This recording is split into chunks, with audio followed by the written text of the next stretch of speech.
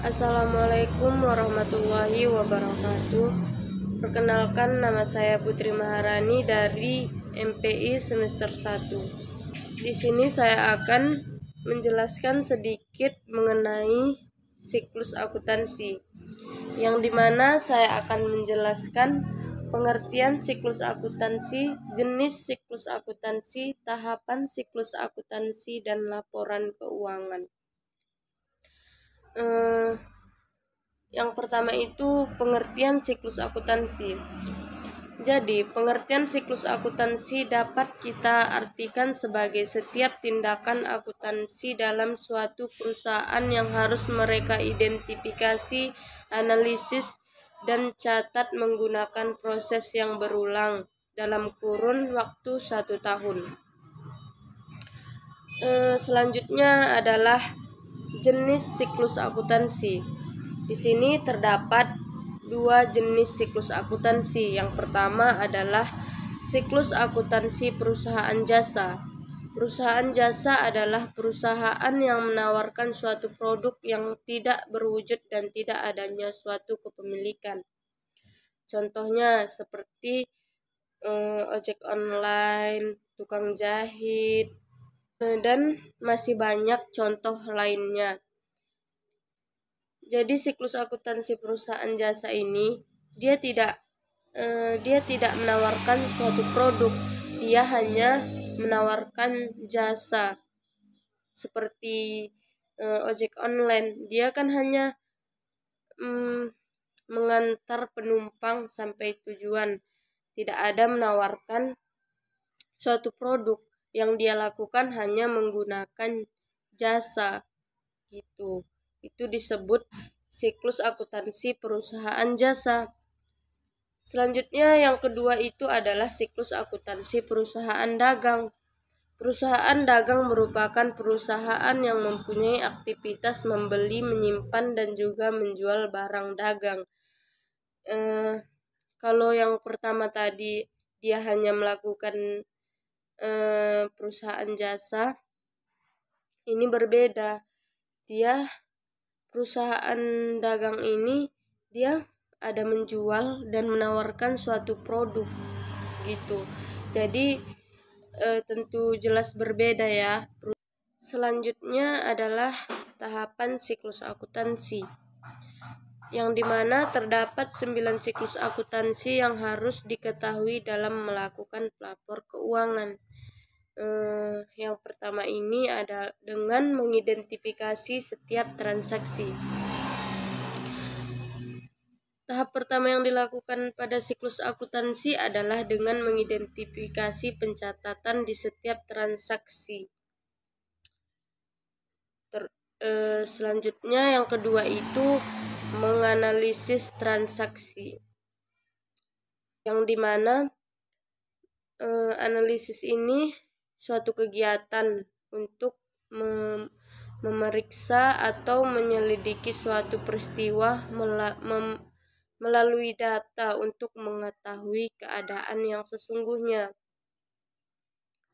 Selanjutnya itu melakukan pencatatan transaksi. Setelah kita analisis, kita juga perlu melakukan pencatatan transaksi. Lakukan pencatatan transaksi di jurnal keuangan.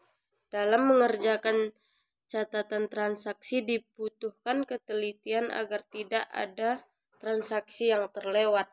Jadi dalam melakukan pencatatan transaksi ini kita butuh teliti, fokus agar tidak ada jurnal terlewat.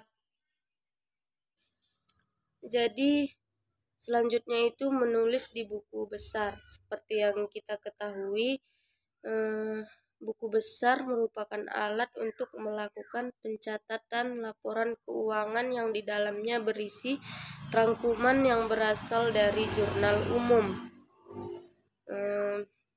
Setiap perusahaan juga pasti memiliki berbagai rekening buku besar sendiri, dan masing-masing rekening diberi kode tertentu. Jadi menulis di buku besar ini juga memudahkan seorang akuntan untuk mengecek kembali.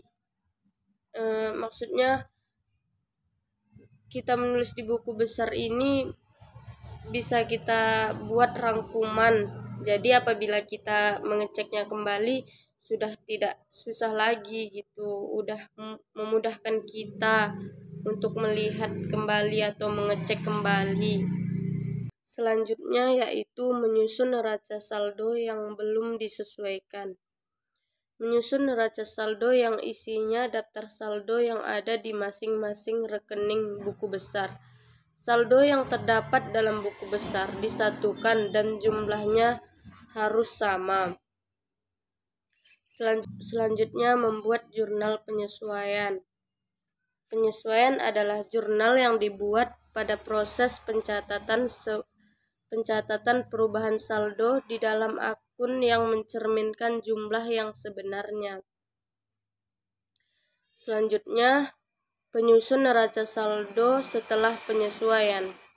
Setelah itu, baru kita menyusun neraca saldo yang kedua, yaitu penyesuaian. Caranya dengan memindahkan saldo yang sudah disesuaikan pada buku besar ke dalam neraca saldo.